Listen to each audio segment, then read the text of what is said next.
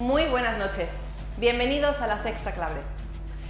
Carlos Mazón está compareciendo ahora mismo. De momento está contando medidas económicas porque hoy ha comenzado su defensa y ha puesto el ventilador. Ha acusado a la AEMET de no alertar al gobierno, de no mandar medios, a la Confederación Hidrográfica de no avisar a la UME de tardar. Mazón hoy ha disparado a todo mientras gran parte de la responsabilidad le acecha. Ahora les contamos las claves de esas 136 medidas que dice ha reclamado al gobierno. Esto es La Sexta Clave, el otro informativo, especial DANA.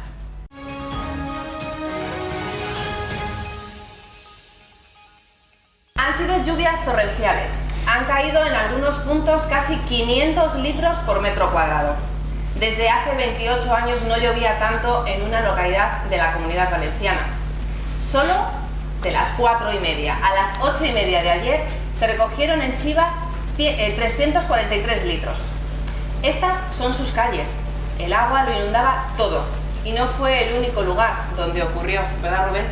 Cierto, Olga. Además, en Pedralba, Valencia, se han recogido 411 litros por metro cuadrado. Muchos fueron los que se quedaron atrapados en su coche en medio de la calle. Hace 67 años que no llovía tanto. El alcalde ya ha confirmado que por el momento solo han tenido daños materiales. Esto es Utiel, una de las zonas cero. Cayeron 230 litros por metro cuadrado en 24 horas. Hubo vecinos rescatados en helicóptero. Otros fueron salvados gracias a una barca. El desbordamiento del río Magro convirtió las calles de Utiel en un torrente. Allí han muerto al menos 6 ancianos que estaban solos en casa cuando les sorprendió la riada. ¡El puente! ¡Hostia puta! ¡Hostia puta! Y así alertaba una vecina de Requena a su familia de que el puente de Batanejo se había roto. No soportó los 271 litros por metro cuadrado que cayeron en solo 12 horas. Un centenar de personas buscaron resguardarse en el teatro principal. Pasaron allí la noche. Esta es la fuerza con la que cae bajada el río Segura por Lelú. Allí han caído 130 litros por metro cuadrado. El agua fue devorándolo todo. Las calles del municipio durante la noche, llevándose por delante todo a su paso. Paiporta es uno de los municipios más afectados. Allí no llovió mucho, pero la crecida del río provocó la gran inundación. Esto es lo que tiene enfadados no solo a los vecinos de Utiel, de Paiporta, de Massanassa, sino a gran parte de España. Que 6 días después de la tragedia, esta sea la realidad en la que viven miles de personas. Porque en este momento, aún hoy, hay localidades sin agua, las van a ver, municipios desaparecidos y todo sumado a las familias rotas y a los vecinos que se han quedado sin nada. Además, Olga, hay ejemplos que demuestran que se podrían haber hecho las cosas mucho mejor, que se podía haber movilizado al ejército rápido. De hecho, ya se hizo, y por algo similar, en el año 1983, fue durante las inundaciones de Bilbao. Entonces, en solo 48 horas se movilizaron a 2.000 hombres. En 3 días eran 10.000 soldados que estaban achicando aguas. Eso ocurrió hace 40 años. Ahora hay muchos más medios y aún así se han hecho las cosas mucho peor. En 1983 esos soldados repartieron 600.000 raciones de pan y 100.000 litros de agua. Y también instalaron tiendas como alojamiento temporal para quienes perdieron su casa. Sin duda, se podría haber hecho las cosas muchísimo mejor. Pues sí, Rubén. Vamos al terreno, donde se sigue trabajando con una prioridad, la búsqueda de desaparecidos. María Bernón, última hora, hoy despliegue de más efectivos. Ya son 7.800 los militares que están trabajando sobre el terreno. Lo ha adelantado el jefe de la UME, que ha explicado también que se ha tenido que ampliar la capacidad de la morgue. En un principio estaba preparada para 100 fallecidos, pero no ha sido suficiente. Ya hay prevista una morgue con capacidad para 400 fallecidos. Hasta allí se han desplazado 100 forenses para hacer las autopsias. Hoy seguimos sin tener una cifra oficial de desaparecidos. Desde la UME dicen que es difícil hacer una estimación real, pero sí han dejado claro que no se dejará una calle sin remover ni una puerta sin abrir. Lo que sí tenemos son cifras provisionales de fallecidos. De momento, 215 personas han muerto a causa de esta dana. Ya se ha autorizado la entrega de 47 cuerpos a sus familias para que puedan enterrarlos. Llevamos 205 muertos, pero es que hasta la cifra de muertos pues, se ha puesto en duda, Rubén. Se ha acusado a las autoridades de esconder la cifra de fallecidos, por lo cual vamos a ver si podemos esclarecer y aclarar todo esto, porque... Sí, porque además, bueno, las cifras son innumerables y además nosotros hemos investigado qué es lo que podría estar sucediendo y sobre todo cuantificar el número de fallecidos. Sí, vamos a hablar con uno de nuestros colaboradores para que nos contabilice y nos cuente un poquito cómo va todo ese tema. ¿Se oculta el número de muertos? Pues ayer eran 217 cuerpos encontrados y 217 fallecidos y hoy son 221 cuerpos, 221 fallecidos. ¿Y cómo se compatibiliza y se hace el proceso para ver el número de muertes? Pues lo normal es que un juez levante el cadáver, pero ante esta situación de catástrofe natural se le habilita a un guardia civil o a un policía para que él mismo lo haga y esa contabilización de los cadáveres se suma a la cifra oficial que tenemos. Claro, ¿por eso suma? ¿Se incrementa lentamente lo que es esa cifra? Sí, porque ahora mismo es más difícil encontrar cuerpos, ya que los que se encontraron en las calles, los primeros días era muy fácil de encontrar en las calles o en las casas, pero ahora los que se encuentran son en garajes, zonas inundadas o llenas de lodo, entonces cada vez es más complicado encontrar los cuerpos y por eso aumenta tan lentamente la cifra. Así se cuantifica, pero el proceso sigue, ¿verdad? Sí, porque llevan un cadáver a la morgue y allí lo que le hacen es practicarle la autopsia para determinar la causa de la muerte. Puede haber sido un ahogamiento o puede haber sido un atrapamiento, cualquier causa. Entonces le hacen la autopsia y determinan cuál ha sido la causa de esta muerte. ¿Y sabemos cuántos desaparecidos hay? Pues nosotros ahora mismo no sabemos la cifra oficial. El gobierno valenciano sí que lo sabe. Y hay un teléfono habilitado pues, para, sobre todo, llamar y denunciar desapariciones de familiares o de gente allegada. De momento nosotros no tenemos la cifra, pero ellos sí que lo conocen.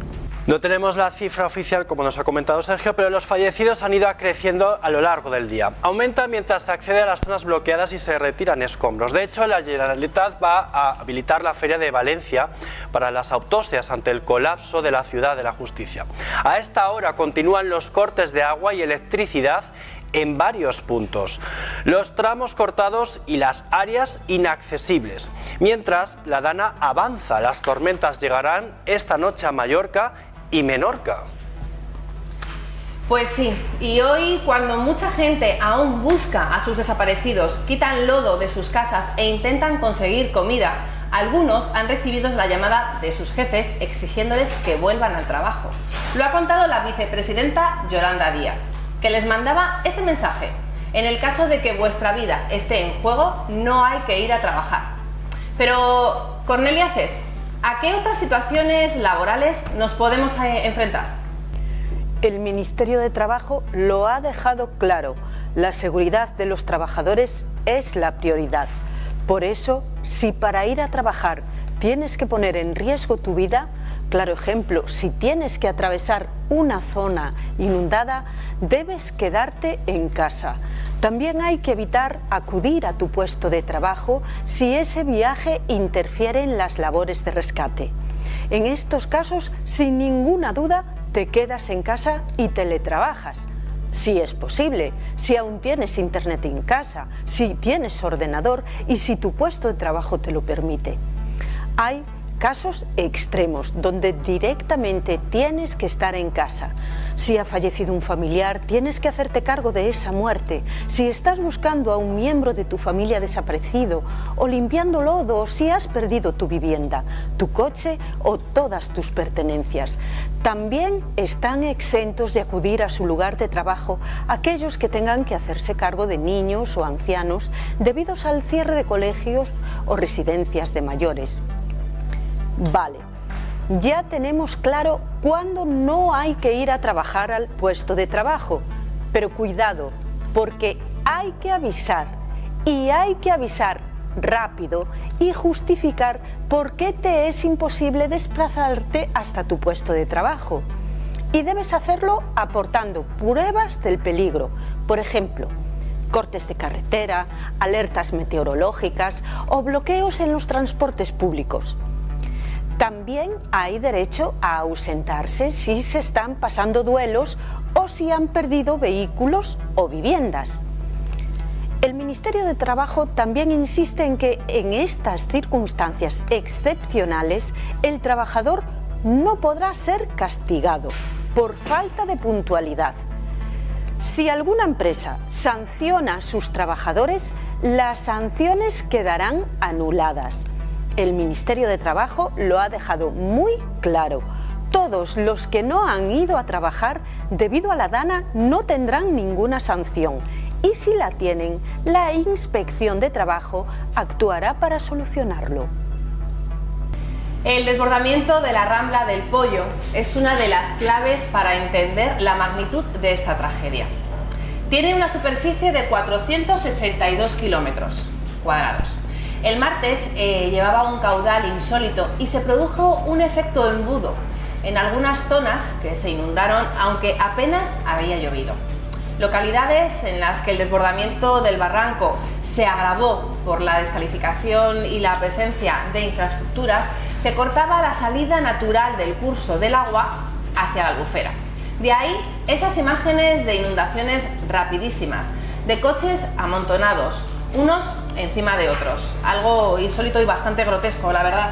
Mientras hay gente que ayuda a los demás, gente que dona dinero, hay otros irresponsables que se dedican a mentir, a lanzar esos bulos, a entorpecer la labor de asociaciones como la Cruz Roja.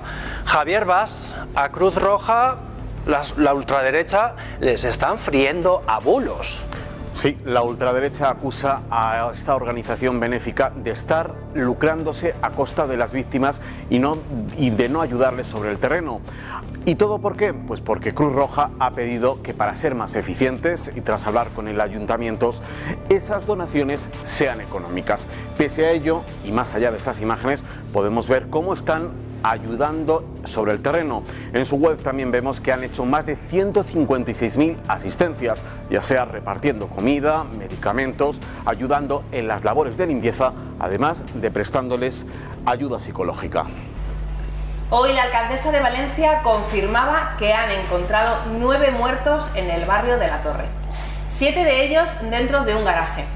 Lo estamos viendo estos días, garajes, residencias, cuarteles se han convertido en auténticas ratoneras y ahora nos lo va a explicar muy bien la compañera que tenemos allí destinada. Sí, además, Olga, te digo una cosa, las imágenes que estamos viendo durante todos estos días están siendo auténticamente terribles. Sí. Esther Palanca nos lo va a contar, danos las claves de ello. La fuerza del agua y de todo lo que arrastra a su paso se ceba especialmente en lugares con rampas, pocas salidas y a ras de suelo. De ahí la imagen con la que hoy se han encontrado los equipos de rescate. 7 fallecidos en el interior de un garaje en el barrio valenciano de La Torre. Vecinos del mismo edificio que al intensificarse las lluvias, al ver que sus coches corrían peligro, bajaron al sótano a sacarlos. Y en ese momento, en cuestión de minutos, una riada procedente de una calle perpendicular tumbó la puerta y anegó las 2 plantas. Absorbió los vehículos e hizo imposible salir. Sus familiares sabían que estaban dentro, pero la cantidad de lodo ha impedido a los forenses acceder hasta hoy. Un matrimonio y su hija, un policía local, una mujer que pasaba por la puerta, todos fallecieron ahogados. En la zona cero de la tragedia, Paiporta, con medio centenar de fallecidos, al menos 8 perecieron en esos lugares convertidos en ratoneras. La fatal noticia se confirmaba en el caso del guardia civil y la mujer de otros de ellos, cuya desaparición había denunciado sus familias. Y la causa se repetía. Pensaron que tenían tiempo para sacar sus coches del garaje y de la casa cuartel. Lo intentaron, pero una enorme ola devolvió los 2 vehículos en marcha hacia el interior. El único superviviente intentó sacar sin éxito a su pareja. Y en la misma localidad, con las lluvias ya desatadas, todos los ancianos de la residencia se encontraban en ese momento en la planta baja. El agua alcanzó con celeridad el 1,5 metros. Los trabajadores rompieron las ventanas para evacuar y subieron uno a uno a un centenar de mayores al primer piso. luego el segundo, y eso fue lo que salvó a la mayoría. 6 fallecieron y los residentes del centro de Massanassa también quedaron atrapados y bloqueados, sin escapatoria. Quedaron 5.000 vehículos en las carreteras de la Comunidad Valenciana hace 48 horas, principalmente en la A3, la A7 y la V31. Pero en total, más de 70 carreteras fueron cortadas por escombros, barro, tráilers atravesados o coches apirados. Resultaba imposible seguir los consejos de los expertos, demasiada agua como para aferrarse a algo estable o subirse a los techos. Hoy, por suerte, no quedan atrapados. Las plantas más altas son siempre, en estos casos, los lugares más seguros donde refugiarse. Gracias, Esther. Impresionan las historias y también sobrecoge ver el antes y el después de algunas de estas zonas. Están viendo el barranco de Chiva, el que atraviesa el casco urbano y que se ha desbordado y arrasado locales y viviendas. Y en este antes y después de Letur, Albacete, con apenas 900 habitantes y que durante todo el día han estado buscando a los vecinos desaparecidos.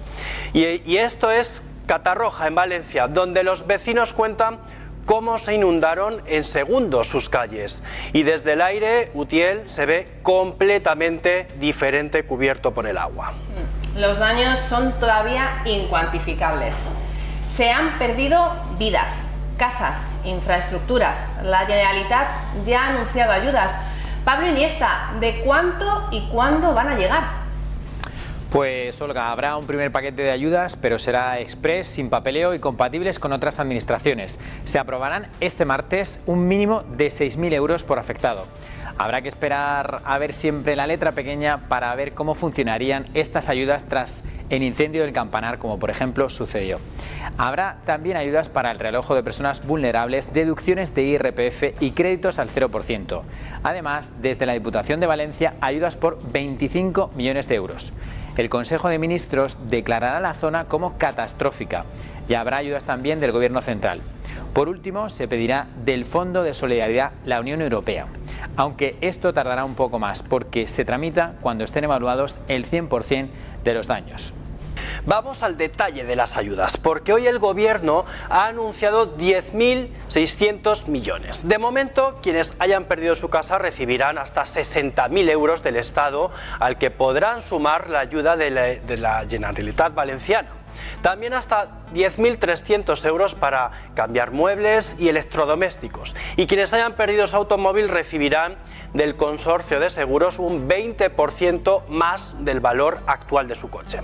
El dinero total, ha dicho el Gobierno central, que se puede ampliar, porque si hoy han puesto 10.600 millones, ayer Mazón pidió el triple, 31.400 millones.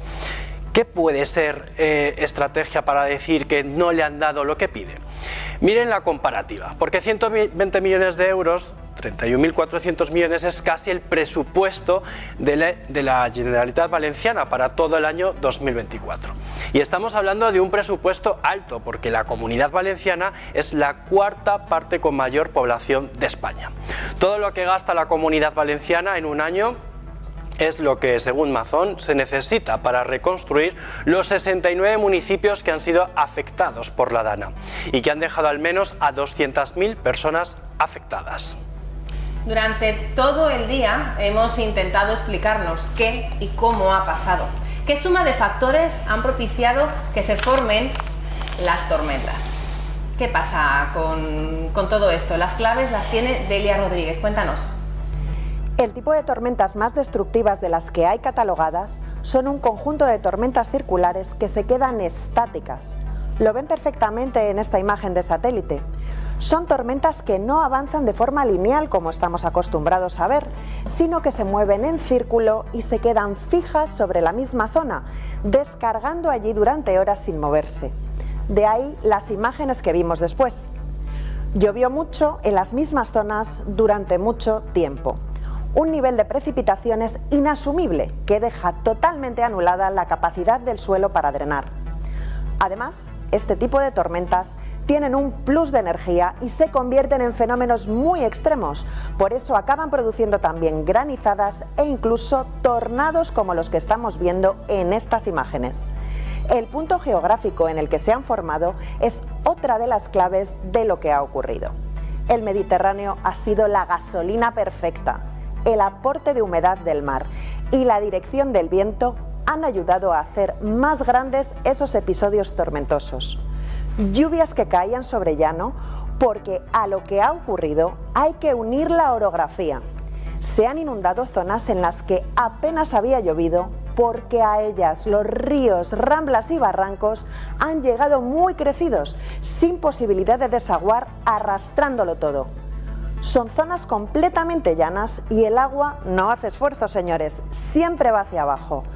La acumulación de todos estos factores ha dado lugar a esta tragedia, Olga.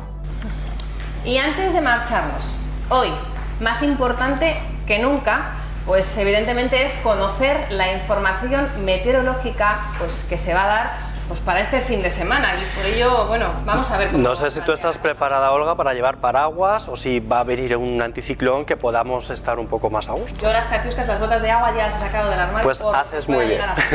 Pero bueno, tenemos allí a nuestro compañero José Manuel Morales y cuéntanos, ¿dónde va a ser más intensas las lluvias en este fin de semana? Pues la verdad es que la situación no se pone fácil para Valencia, compañeros. A estas horas la situación comienza a complicarse en el Mediterráneo. Entramos en las peores horas de esta nueva dana, que nos va a afectar por lo menos hasta el viernes. De hecho, mañana amaneceremos ya con avisos naranjas en la zona de Valencia. Mucha precaución porque ahí se pueden intensificar las lluvias y empezar a cambiar el viento a componente este, es decir, de levante, lo que nos ayudará a que la nubosidad sea más intensa entre Valencia, Denia y la zona norte de la provincia de Alicante, todo sea esa zona de la Marina Alta y la Marina Baja. Fíjense que también hay aviso naranja por precipitaciones importantes al norte de Castellón. En el delta del Ebro, en Baleares, seguirán hasta mañana con esa situación complicada. Ojo a las nevadas en el sistema central en la cordillera cantábrica.